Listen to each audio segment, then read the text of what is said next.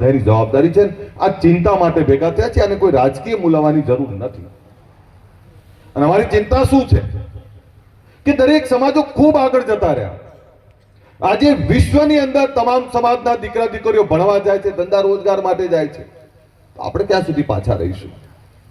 આપણામાં પણ ભૂખ લાગી છે અને ભૂખ વધારે મજબૂત કરવી પડે. આ છેલ્લા 10 વર્ષમાં સમાજ ખૂબ જાગ્યો છે.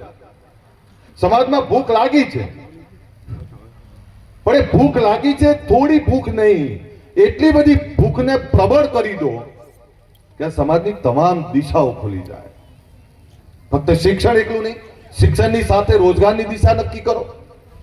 જે ખેતી કરો તો ખેતીને પણ આધુનિકરણ લાવો. જે આવક મેળવો છો આવક એ પૈસાનું વ્યવસ્થિત મેનેજમેન્ટ કરતા શીખો.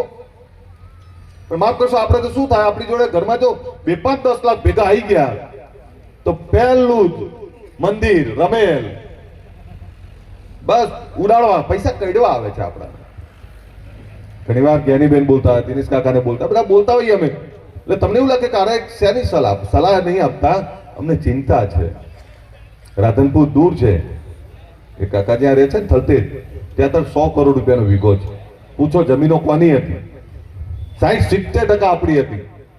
આજે વીઘો ઓધવો ને તો તકલીફ પડી એવી છે. પડીએ છે એવા 2-5 આગેવાનો જોડે, એમની જોડે. પણ જ્યાં 60-70% જે જગ્યા હતી તમારી જોડે, એની જગ્યા આજે કઈ નહીં. જે બોડકદેવ, જે અમદાવાદ, જે ગાંધીનગર, બધી આપણી જગ્યાઓ છે. પણ પૈસા આયા, બેન આપણે કલ્પના ના કરી શકીએ. 100 કરોડ રૂપિયામાંથી 5 વર્ષે હોધીએ ને તો 100 કરોડ રૂપિયામાંથી 5 રૂપિયા ના મળે.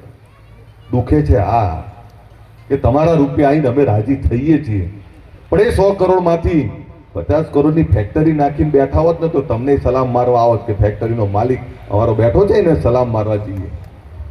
પણ બાળકો માટે બચાવ્યું નહીં. દુઃખ આ છે.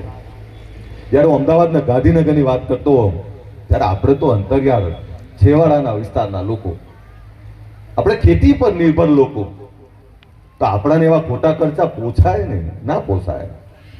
ક્યાં સુધી ખોટા ખર્ચા કરશું આપણે? એટલે મહેરબાની કરી પૈસાની બચત કરો.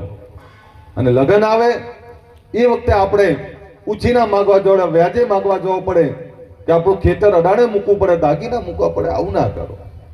જેની જેટલી ક્ષમતા છે એટલું જ ખર્ચો કરો ને. શું કરવા આપણે વધારે કરવું છે? અને એવું કોઈ જોવા નહીં બેઠું.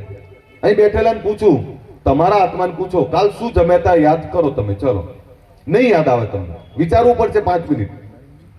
જો કાલનું જમેલું તમને યાદ ના હોય, કાલે કપડા કયા પહેર્યા હતા, કાલ આખો દિવસ કામ શું કર્યું હતું તમે, એ તમને યાદ ના હોય, તો કોઈએ લકલૂટ ખર્ચો કરીને લગ્નો કર્યા, દેખાડા કર્યા, એ કોને યાદ રહેવાનું છે? બીજાને દેખાડવા માટે ના કરો, પોતાના આનંદ માટે કરો, પોતાને ગમે એ કરો.